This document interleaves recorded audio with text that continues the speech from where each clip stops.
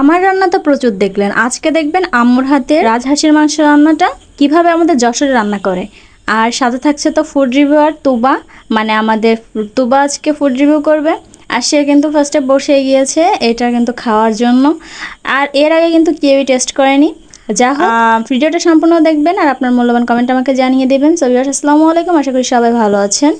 তো এখানে তো আমরা রাজহাঁসের মাংস নিয়েছি, আর এখানে মাংস ছিল প্রায় 1.5 কেজি মতো। তো এখানে তো চুলায় তেল দিয়ে দেওয়া হলো, সরিষার তেলে রান্না করা হবে আজকে। আর এখানে দিয়ে দেওয়া হয়েছে পেঁয়াজ, মরিচ, আদা, এই তো এই যাবতীয় যেগুলো মশলা থাকে এগুলাই সব বেটে একসাথে দিয়ে তার ভিতরে লবণ আর হলুদ আর হচ্ছে শুকনা মরিচের গুঁড়া। হ্যাঁ, এখানে শুকনা মরিচ আমি বাটা দেয়নি, দেওয়া হয়েছিল হচ্ছে শুকনা মরিচ গুঁড়া। তো সেটা দিয়ে জাস্ট 1 মিনিট মতো এভাবে নেড়ে চেড়ে নিয়ে এর ভিতরে মাংসটা দিয়ে দেওয়া হলো। আর রাজহাঁসের মাংসটা কিন্তু একটু ছোটো ছোটো করে নিয়েছিল, যাতে করে সিদ্ধ হতে খুব তাড়াতাড়ি বেশি টাইম না নেয়। আর এটা কিন্তু প্রেশার করে দেওয়া হয়নি। আর এখানে রান্না হবে এই তো নারকেল দিয়ে। তো নারকেলটা কিন্তু প্রচুর মিষ্টি ছিল, আমি একটা উঠায় নিয়ে একটু খেয়েও দেখছিলাম, আমাদের গাছেরই নারকেল। আর এখানে আরও যে অর্ধেক নারকেল উঠায় নেওয়া হয়েছিল আস্তে আস্তে, আর অর্ধেক নারকেল বেটে নেওয়া হয়েছিল। নারকেলের দুধ না, নারকেল সহ বাটাটা এখানে ইউজ করা হবে।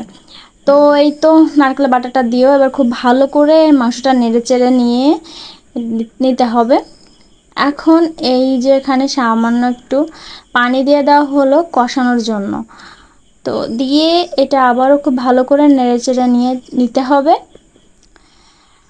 আর ভিডিওটা সম্পূর্ণ দেখে আপনার মূল্যবান কমেন্টটা অবশ্যই আমাকে জানিয়ে দিবেন। আর ভিডিওটা ভালো লাগলে শেয়ার করতে পারেন।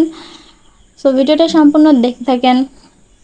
এখন প্রায় ঢেকে দিয়ে অনেক সময় রাখা ছিল, তো ঢাকনাটা উঠিয়ে দিয়ে এখন এই অবস্থা আছে। আর এখানে কিন্তু এই যে মশলা যেগুলো আছে, জিরা, এলাচ, দারচিনি, ওগুলো বেটে নেওয়া হয়েছে। ওটা হচ্ছে কষানোর পরে দেওয়া হবে। এটা কিন্তু কষানো হচ্ছে, কষানোর পানি দিয়ে।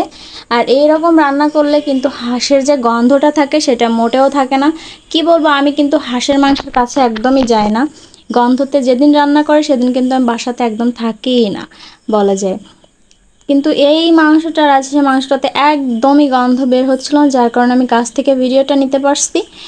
তো এই তো এবার মশলাটা দিয়ে আরও কিছুক্ষণ কিন্তু এভাবে নেড়ে চেড়ে নিয়ে একদম কষানো পানিটা শুকিয়ে ফেলেছে, তারপরে এই ঝোলের পানিটা দিয়ে দিল। আর যেহেতু হাঁসের মাংস খুব বেশি ঝোল কিন্তু রাখা হবে না, তো এই তো অল্প একটু পানি দিয়েই কিন্তু ঢেকে দিয়েছিল আবারও। এখন এই আবার একটু নেড়ে চেড়ে নিয়ে এই যে কিন্তু প্রায় 10 মিনিট পরে নামানো হয়ে যাবে, মানে রান্নাটা কমপ্লিট। মাংসটা কিন্তু অসম্ভব রকমের সুন্দর হয়। সবাই কিন্তু আম্মুর হাতে এই রাজহাঁসের মাংসটা কিন্তু পছন্দ করে। আর আমাদের যশোরে কিন্তু এভাবে নারকেল দুধ এবং নারকেল সহ এভাবে রান্না করে। তো আপনারাও এভাবে রান্না করতে পারেন। আজকে এই পর্যন্ত। ভিডিওটা ভালো লাগলে শেয়ার করে দিবেন। টাটা।